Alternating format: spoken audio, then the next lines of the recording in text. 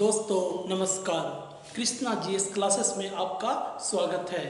आज जीके का टॉपिक है सिंधु घाटी सभ्यता, जिसे इंडस वैली सिविलाइजेशन भी कहते हैं। यह topic SSC, railway, defence, BPSC एवं अन्य कॉम्पिटिटिव एग्जाम में काफ़ी ही इम्पोर्टेंट है। तो शुरू करते हैं। सिंधु घाटी सभ्यता, जो दोस्तों आपको गर्व होना चाहिए कि यह भारतवर्ष की सबसे ही पुरानी सभ्यता है। और यह सभ्यता है जो साल और 2 साल पहले की कहानी ये नहीं बताती है। ये आज से लगभग 5000 वर्ष पूर्व यह सभ्यता थी और इसके बारे में हर एक भारतीय को जानना आवश्यक है, क्योंकि उसी का मतलब वो जो सभ्यता था, सिंधु घाटी सभ्यता, उससे अभी भी हम लोग बहुत सारी चीज़ का अनुकरण किए हैं। यदि बोला जाए भगवान शंकर, तो भगवान शंकर हैं जो आज से 5000 वर्ष पूर्व भी हम लोग उनको पूजा करते थे। पशुपतिनाथ के रूप में पूजा किया जाता था। उसी तरह से नदी का पूजा, पीपल का पेड़ का पूजा, या तरह तरह का चीज़ है जो हम लोग इस सभ्यता में देखेंगे। और यह सभ्यता जो है ये बहुत ही अच्छी सभ्यता थी, या एक तरह से कह सकते हैं कि इस सभ्यता में कोई अहंकार नहीं था, कोई घमंड नहीं था, कोई आडंबर, झूठ, फरेब ये सब नहीं था।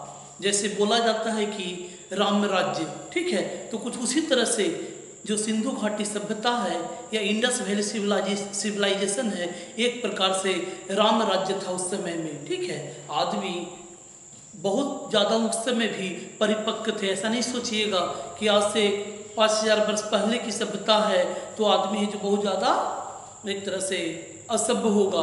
उस तरह से कोई प्रमाण नहीं मिला। जो भी इसका साक्ष्य मिला वो सब इंगित करता है कि सभ्यता बहुत ही अच्छी सभ्यता मानी जाती है। ऐसा भी विश्वास किया जाता है कि यदि यह सभ्यता बचा हुआ होता तो आदमी लगभग 200-300 साल आगे बढ़ जाता। मतलब जो टेक्नोलॉजी अभी देख रहे हैं वो हम लोग 300-400 या हो सकता है कि 5000 वर्ष पहले ही वो उस टेक्नोलॉजी को देख लेते। ठीक है, और आज आदमी क्या से क्या कर गुजरता।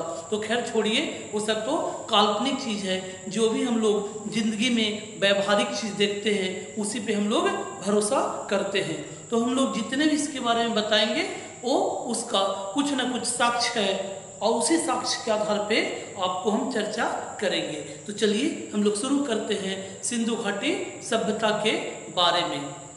तो देखिए दोस्तों, सिंधु घाटी सभ्यता के ऐसे उन लोग लिखना जानते थे, अर्थात उन लोग पढ़ना लिखना जानते थे, लेकिन उनके जो लिखा हुआ लिपि है, ठीक है, वो जो लिखने की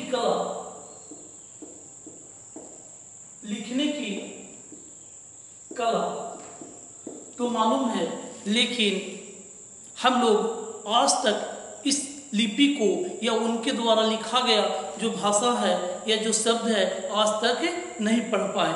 इसी कारण इस सभ्यता को हम लोग आद्य ऐतिहासिक काल के नाम से जानते हैं, क्योंकि हम लोग इतिहास को 3 खंड में बांट दिए हैं।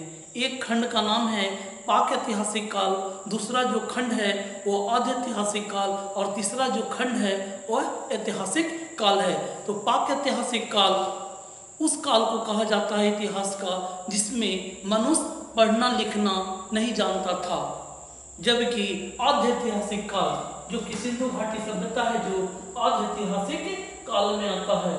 तो आद्य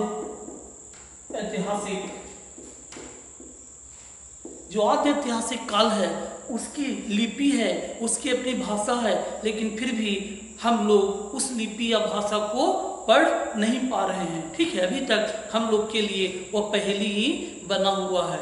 वही चीज़ है जो सिंधु घाटी सभ्यता के साथ होता है। जैसे इनकी एक लिपि है और उस लिपि का नाम है भाव चित्रात्मक। सिंधु घाटी सभ्यता का जो लिपि है वो है भाव चित्रात्मक। ठीक है, तो लिपि में इनका भाव चित्रात्मक लिपि है, भाव चित्रात्मक। ठीक है, तो भाव चित्रात्मक इनकी लिपि है। यह सभ्यता है उस समय भी, अर्थात आज से 5000 वर्ष पूर्व की कहानी हम बता रहे हैं। और एक कहानी जो घटना ये सभ्यता के बारे में कहा जाता है कि लगभग ये सभ्यता है जो 2350 ईसा पूर्व से लगभग 1750 ईसा पूर्व तक यह सभ्यता है जो रहा था। तो लगभग इस सभ्यता का जो प्रमाण है 600 वर्ष का है, ठीक है। और आज से यदि जोड़ा जाता है तो 5000 वर्ष पूर्व की एक कहानी है, ठीक है। कहानी कहिए या इसका इतिहास कहिए। तो उस समय लिपि भी था, ठीक है। इनका एक लिपि है और उस लिपि का नाम है भव्य चित्रात्मक। और उस समय तांबा और टीन से परिचित थे। और तांबा और टीन से जो पदार्थ बनाए या जो मिश्र धातु बनाए उसका नाम है कांसा। इसी कारण इस सभ्यता को ब्रोंज सिविलाइजेशन भी कहा जाता है, कांस्य युगीन सभ्यता, क्योंकि उस समय लोहा के बारे में नहीं जानते थे, लेकिन तांबा, ठीक है, तांबा और टीन से परिचित थे। तांबा और टीन से परिचित थे, इसी कारण इस सभ्यता का नाम कांस्य युगीन सभ्यता है, क्योंकि कांसा का जो निर्माण होता है वो तांबा और टीन के ही मिश्रण से होता है। तो ये सब चीज़ है। तब कहिएगा सर इसके बारे में तो बताइएगा कैसे, जब इसकी भाषा है लेकिन आज तक हम लोग पढ़ नहीं पा रहे हैं। तो इसका है जो प्रमाण जो हम आपको बताएंगे या इसके बारे में जितनी भी घटना बताएंगे वो सब एक प्रकार से साक्ष्य पे आधारित रहेगा, ठीक है। जो जो एविडेंस एक जो मिला है उसी के आधार पे ये सब चीज़ का बताया जाएगा। बहुत ही एडवांस सभ्यता था, बहुत ही बिजोड़ सभ्यता था, ना कोई एक तरह छल प्रपंच, और सोच भी बहुत ही उन्नत किस्म का था। कोई साधारण सोच के लोग नहीं थे। मतलब आज का जो सभ्यता है उससे भी इस सभ्यता बहुत ही आगे था। तो चलिए हम लोग और देखते हैं। यहाँ तक हम लोग देख चुके हैं, आगे देखते हैं।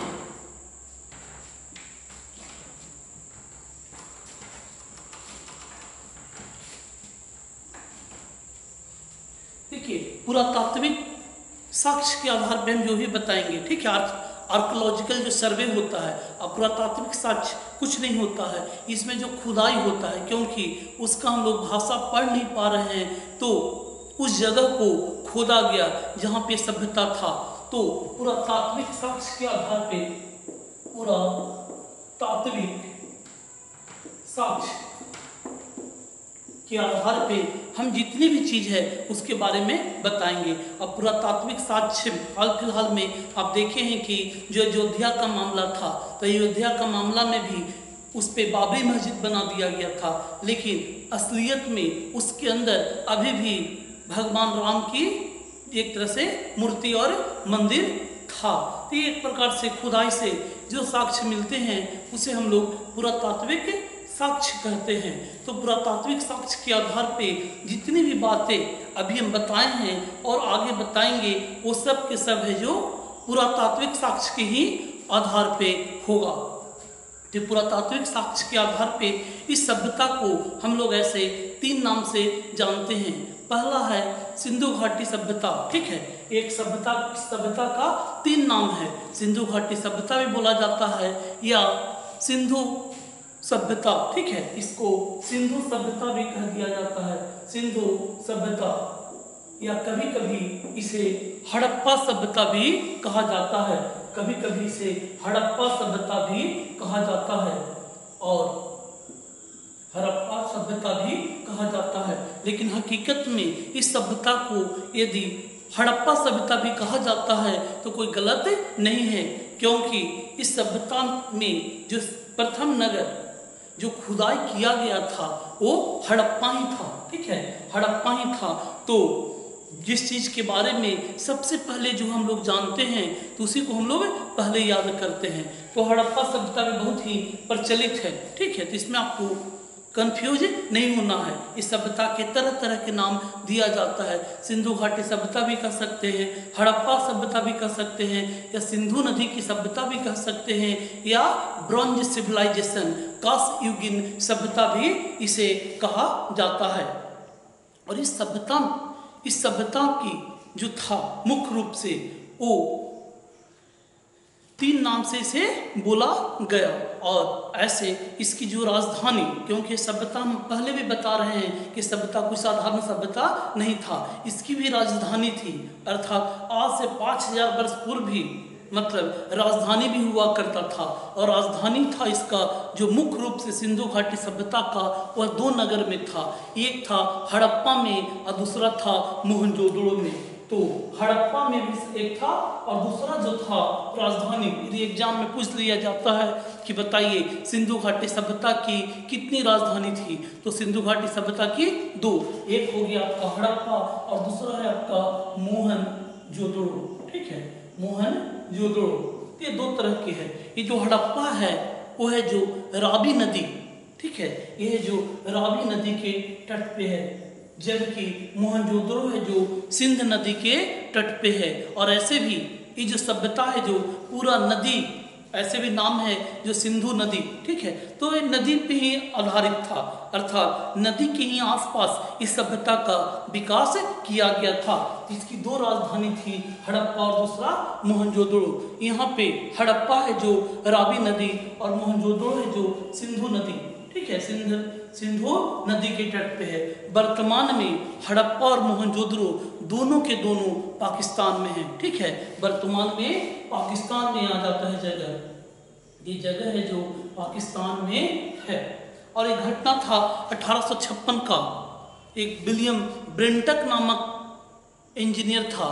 उसने क्या किया था कि उसको काम मिला हुआ था कि रेलवे लाइन को बिछाना, और रेलवे लाइन पाकिस्तान के हड़प्पा होते हुए जा रहा था। और वहाँ के निवासी हैं जो हड़प्पा के जो खंडहर था, उस खंडहर से ईंट का धड़ल्ले से प्रयोग कर रहे थे। उन लोग को ही मालूम नहीं होगा कि जिस ईंट का उन्होंने प्रयोग कर रहे थे वो कोई साधारण ईंट नहीं था, बल्कि बहुत ही पुरानी सभ्यता का एक प्रकार से वह निशान था, ठीक है, तो निशान था। तो 1856 में ही विलियम ब्रेंटक नामक जो इंजीनियर थे, वो इसकी एक तरह से हल्का फुल्का साक्ष्य जो बताए थे। बाद में 1921-22 सब में इसकी सही रूप से खुदाई किया था, इस जगह पे खुदाई है जो शुरू किया गया था। तो एक प्रकार से दोनों के दोनों है जो भी पाकिस्तान में है। और अभी हम लोग जो बताते हैं कि सभ्यता है जो लगभग कब का है, लगभग 2350 ईसा पूर्व से 1750 ईसा पूर्व, ये हम लोग बताते हैं। इसके पीछे हम लोग के एक वैज्ञानिक विधि है और उस विधि का नाम है C14। और C14 को ही आप कार्बन 14 भी बोल सकते हैं, ठीक है, अर्थात पदार्थ में है जो कार्बन है जो मौजूद रहता है, चाहे जीवित रहे या मृत। और उसी आधार पे वैज्ञानिक है जो इस कार्बन की गणना के आधार पे सही सही उम्र का निर्धारण करते हैं। तो जो आज हम लोग बोल रहे हैं कि जो सभ्यता है जो बहुत ही पुरानी एक तरह सभ्यता है, इसके पीछे जो वैज्ञानिक साक्ष्य है वो है कार्बन 14 C14 मेथड का हम लोग इस्तेमाल किए और इस सभ्यता को हम लोग बताएं। चलिए आगे देखते हैं।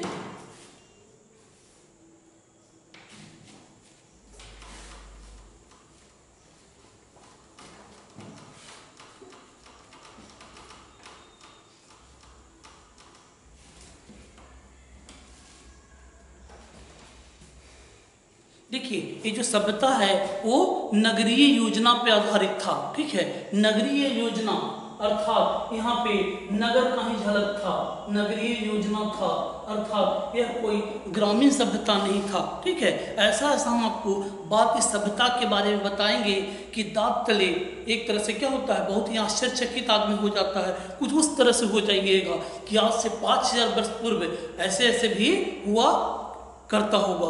आज जो हम लोग देखते हैं सभ्यता में जो बेसिन है, सब जो आप देखे होंगे घर में जो बांस बेसिन है, तो ये सभ्यता है जो बहुत पहले ही ऐसा कर चुका था, ठीक है। तो बहुत सारा चीज़ है जो बहुत ही अनोखा और बहुत ही अद्वितीय चीज़ है जो आज से बरसों पहले ऐसा किया जा चुका था। तो देखिए ये सभ्यता है जो पूरी तरह से नगरीय योजना पे आधारित था, अर्थात यहाँ पे शहर, ठीक है, जब नगर है अर्थात यहाँ पे क्या होगा, पूरा के पूरा शहरीकृत सभ्यता था, कोई ग्रामीण सभ्यता नहीं था।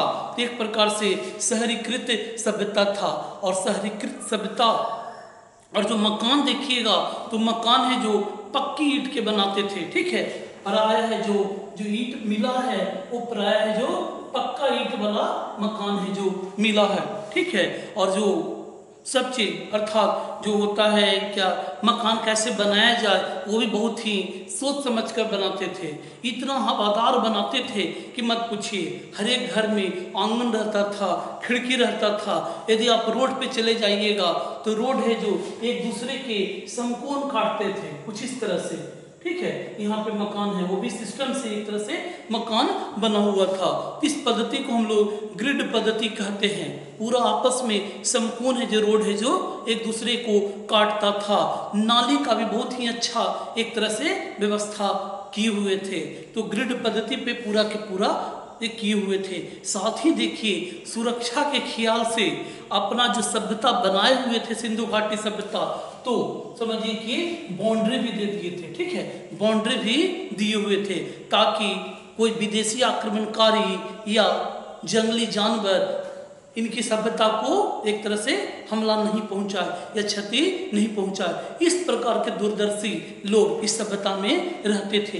और जो बाउंड्री दिए हुए थे वो ईंट से दिए हुए थे। और ईंट में भी पैसा किस प्रकार से बचाया जाता है और साथ ही मजबूती किस प्रकार से हो, ये सभी काम उन्होंने बहुत ही भली भांति से किए थे। तो ईंट में बीच में है जो कच्चा ईंट डाल देते थे और उसके आगे और उसके पीछे जो पक्का ईंट देकर उस दीवार को पूरा के पूरा एक तरह से किलानुमा बना दिए थे, बहुत ही मजबूत बनाए थे।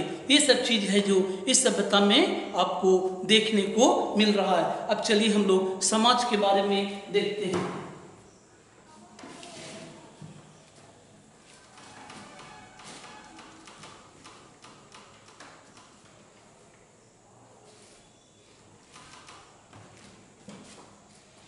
देखिए समाज तो था इस सभ्यता का वो मातृ प्रधान था, अर्थात स्त्री लोग को ज्यादा महत्व दिया जाता था। यदि समाज यदि देखा जाए तो मातृसत्तात्मक समाज था। यह समाज था जो मातृसत्तात्मक समाज था, ठीक है। अर्थात स्त्री की प्रधानता थी। फिर भी उस समय महिला भी बहुत ही सभ्य हुआ करती थी, ठीक है। ऐसा नहीं था कि इस समाज में महिला की प्रधानता थी, फिर भी लोग समतावादी प्रवृत्ति के थे, सबको समान नजर से देखा करते थे। तो एक तरह से समतावादी भी समाज कहा जाता है।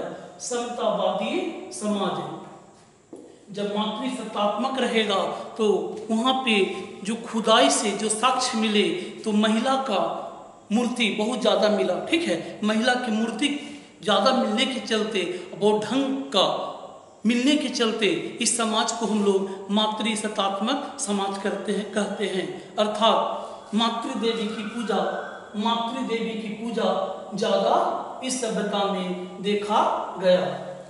और इस सभ्यता है जो आडंबर से कोसों दूर थे, कोई ये साधारण चीज़ नहीं है।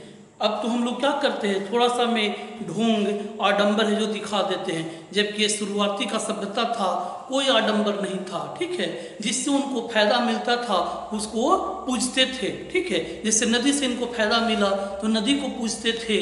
उसी तरह से सांप से उनको भय लगता था कि काट देगा, आदमी मर जाएगा, तो सांप को पूजा करते थे। उसी तरह से पेड़ में है जो पीपल का पेड़ को बहुत ही पवित्र मानते थे। आज भी हिंदू धर्म में कहा जाता है कि पीपल का पेड़ में भगवान का वास होता है। सभी भगवान हैं जो पीपल के पेड़ में रहते हैं, जबकि उस समय हिंदू धर्म आया भी नहीं था। फिर भी इस तरह का चीज है जो था।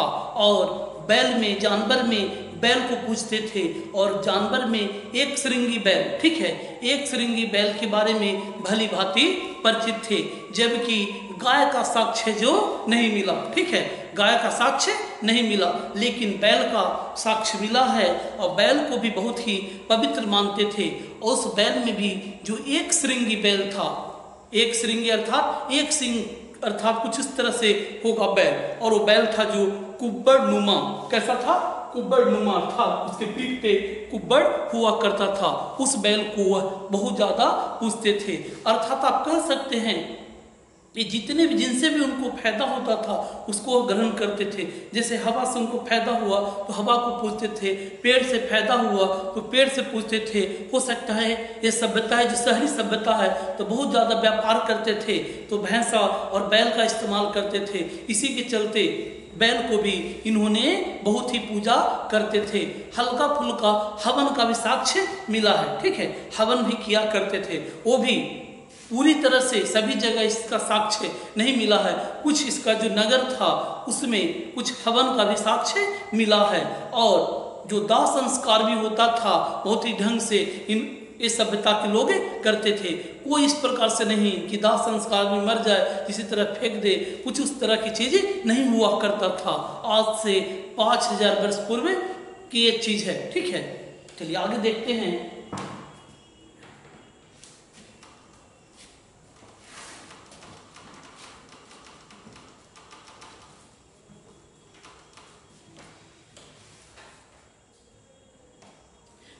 इस सभ्यता था जो शहरी सभ्यता था तो व्यापार पे ज़्यादा भरोसा करते हैं। ऐसे भी शहर में देखिएगा कि सब लोग व्यापार में ही ज़्यादा लीन रहते हैं, तो व्यापार होता था, ठीक है। मुख्य रूप से यह सभ्यता है जो व्यापार पे ही आधारित था या व्यापारी इसका ऋण था। और व्यापार में जो आदान प्रदान होता था, सामान जो खरीद बिक्री होता था, वो मुख्य रूप से वस्तु विनिमय प्रणाली वह था जो वस्तु विनिमय प्रणाली से होता था। वस्तु विनिमय प्रणाली, इसी को हम लोग बार्टर सिस्टम भी कहते हैं। तो बार्टर सिस्टम भी हुआ करता था। लेकिन जो आप बता रहे हैं कि इसका जो साक्ष्य, ये सभ्यता है जो 2350 ईसा पूर्व से 1750 ईसा पूर्व तक था, इसके पीछे का जो कहानी है, इन्होंने व्यापार क्या करते थे, ये व्यापार भी करते थे। जैसे ये आपका हो गया भारत, ठीक है, ये आपका क्या हो गया, इंडिया है, भारत है। आज के डेट में यहाँ पे पाकिस्तान है, ठीक है, पाकिस्तान के बाद अफगानिस्तान है, अफगानिस्तान के बाद ईरान है, ईरान है, ईरान के बाद इराक है, इराक के बाद सऊदी अरब है, ऊपर में कुछ मध्य एशिया का भी पार्ट है। ये लोग व्यापार कुछ इस तरह से, ये सब पूरा के पूरा समझ जाइए कि सिंधु घाटी सभ्यता, पाकिस्तान भी सिंधु घाटी सभ्यता के ही अंतर्गत आता था। ये जो व्यापार करते थे इराक से भी करते थे, ठीक है, इराक से करते थे। इराक का नाम पहले मेसोपोटामिया था, तो इराक से भी व्यापार करते थे। सऊदी अरबिया से करते थे, ठीक है। उज्बेकिस्तान, आज का जो मध्य एशिया है उसमें से एक देश का नाम है उज्बेकिस्तान। तो ये सबसे भी इन्होंने व्यापार कर रखा था। और इसी व्यापार में मेसोपोटामिया में उर और किस एक जगह है, और उर और किस का जो सिक्का मिला है वो सिक्का है जो सिंधु घाटी सभ्यता का ही सिक्का है, क्योंकि उस सिक्का पे सिंधु घाटी का ही झलक दिखता है। और उसी आधार पे एक तरह से बताया जाता है कि सभ्यता है जो बहुत ही पुरानी सभ्यता है।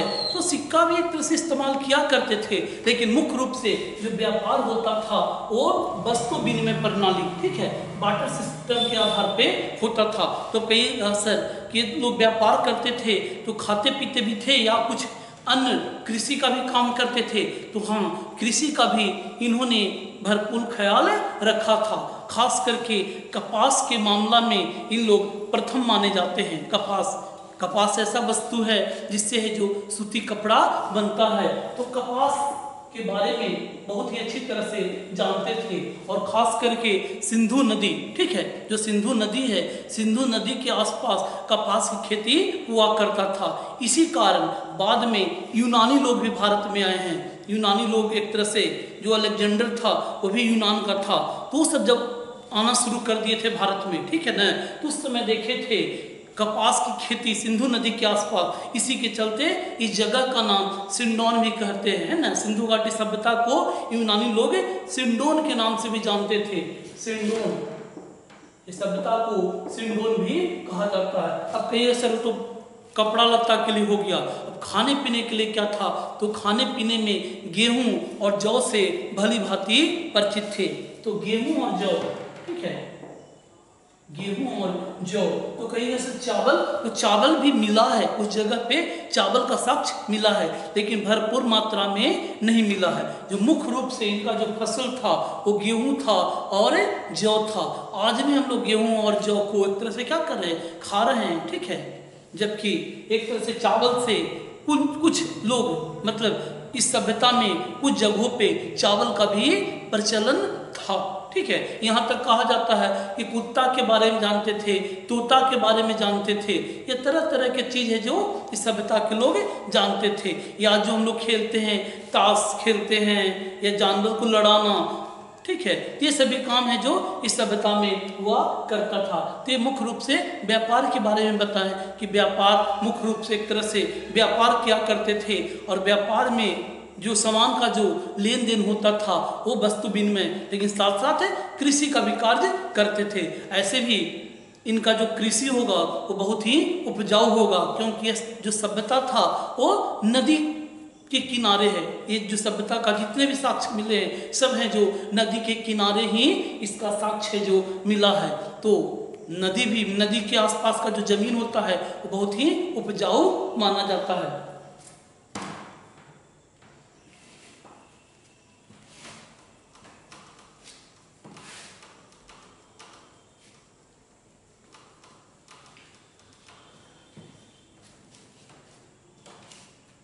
चलिए अब आगे देखते हैं। इन्होंने चित्रकला में भी महारत हासिल किया हुआ था, ठीक है। तो चित्रकला, जो चित्रकारी होता है, चित्रकला,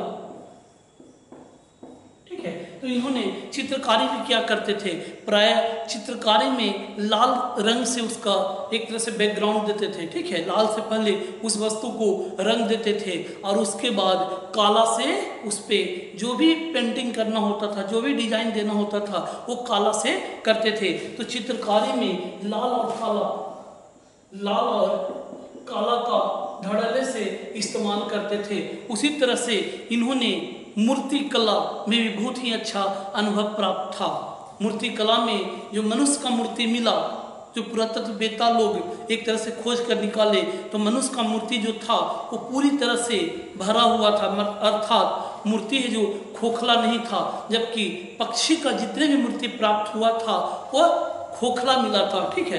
बाहर से तो बना हुआ था लेकिन अंदर से खोखला, जिसे गिरा देने के बाद तुरंत है जो टूट जाता है। अर्थात एक को अंदर से भी ठोस बनाए थे और दूसरा को अंदर से है जो खोखला नुमा आकार दिए थे। खास करके पक्षी का जो मूर्ति मिला। और जो मोहर के बारे में भी हम लोग को जानना है। मोहर का इस्तेमाल करते थे। ऐसे भी व्यापार जगत में मोहर का इस्तेमाल है जो बहुत होता है। तो मोहर जो बनाते थे जिप्सम से बनाते थे। जिप्सम सीमेंट बनाने में मुख्य रूप से काम किया जाता था। उसको हम लोग मोहर को सेल खड़ी, अर्थात ये सेल खड़ी की मोहर बनाते थे। इसी सेल खड़ी को जिप्सम भी कहा जाता है। तो और नहीं तो कभी कभी पका हुआ, मतलब ईंट को ही पकाकर मुहर का निर्माण करते थे। और मुहर का जो आकार देते थे वो भी तरह तरह के देते थे।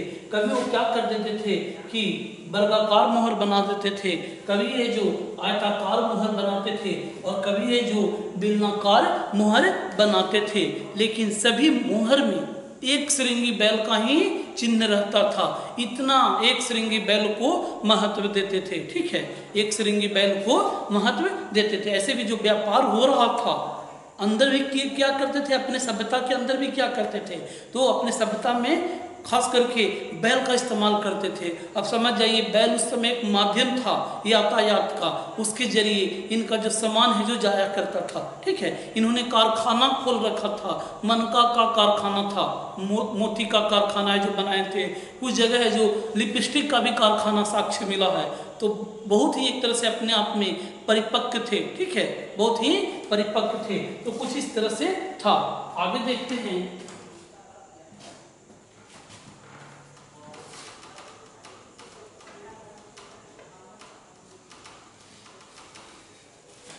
ये सभ्यता है जो कुछ चीज से अनजान भी थे, ठीक है। जो आज हम लोग जान रहे हैं उससे अनजान थे।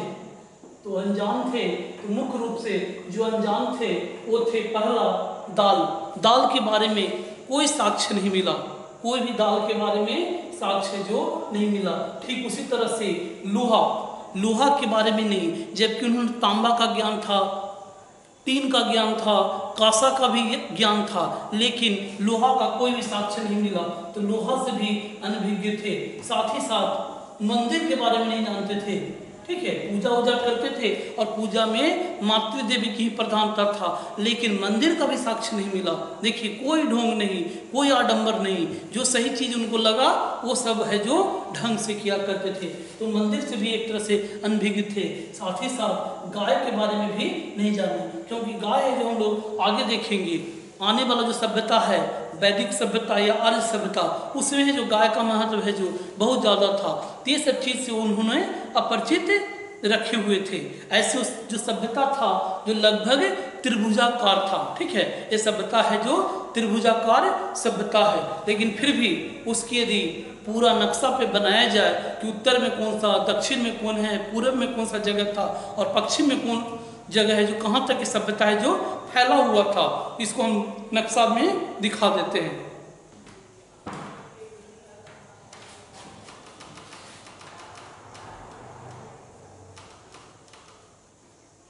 देखिए, जो सभ्यता जो फैला हुआ था या इसका जो विस्तार था, तो हम ऊपर से ही कर देते हैं। मांदा उत्तर में है जो ये मांदा तक फैला हुआ था। कहाँ तक फैला हुआ था? मांदा तक फैला हुआ है। और ये जो मांदा है वो जम्मू कश्मीर में, ठीक है, जम्मू कश्मीर में मांदा है। तो उत्तर में सभ्यता सिंधु घाटी सभ्यता है जो मांदा में फैला हुआ था।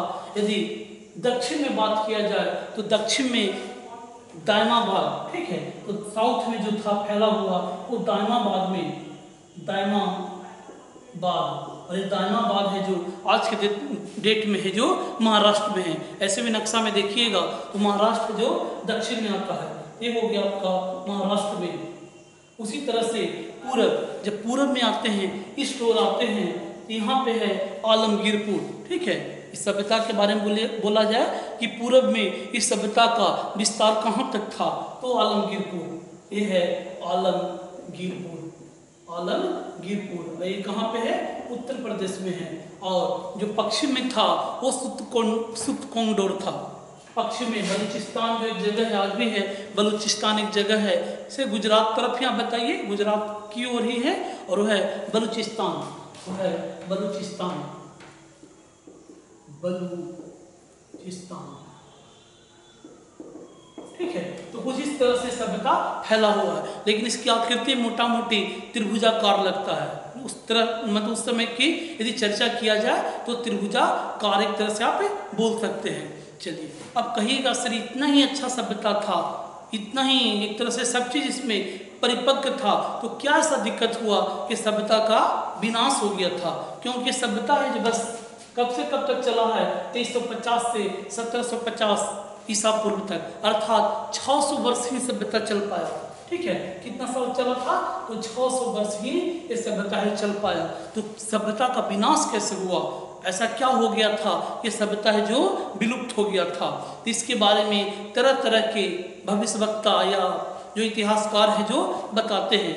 एक जो बताते हैं कि विदेशी आक्रमणकारी का हो सकता है कि सभ्यता पे हमला हुआ होगा और इसी कारण इस सभ्यता का पूर्ण रूप से विनाश हो गया है। दूसरा जो कारण बताया जाता है बाढ़ से, क्योंकि सभ्यता है जो नदी के किनारे बसा हुआ था, तो हो सकता है कि बहुत भयंकर बाढ़ आया होगा और उस बाढ़ में पूरा के पूरा सभ्यता है जो जलमग्न हो गया होगा और अपना अस्तित्व भी समाप्त कर दिया गया।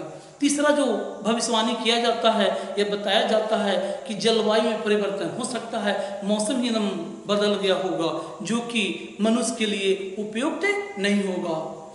उसके बाद अन्य जो कारण बताया जाता है कि सभ्यता का विनाश में हो सकता है कि जलधारा का बहाव ही परिवर्तन हो गया होगा, इसी कारण यह सभ्यता है जो विलुप्त हो गया होगा या विनाश हो गया होगा। उसी तरह से अन्य कारण में कुछ आर्थिक कारण हो सकता है कि ऐसा हो गया होगा कि सभ्यता बाढ़ के कारण या कुछ अन्य घटना के कारण इनको खाने पीने की पूरी किल्लत हो गया होगा। ठीक है, जबकि यहाँ पे अन्नागार भी था, बहुत अन्न को भंडार करने के लिए बहुत ही अच्छा इनके पास व्यवस्था था। तो हो सकता है सभी भविष्यवाणी किया जाता है या बताया जाता है इतिहासकार द्वारा कि हो सकता है कि भूखमरी आया होगा और इस भूखमरी में ये सभ्यता है जो समाप्त हो गया होगा।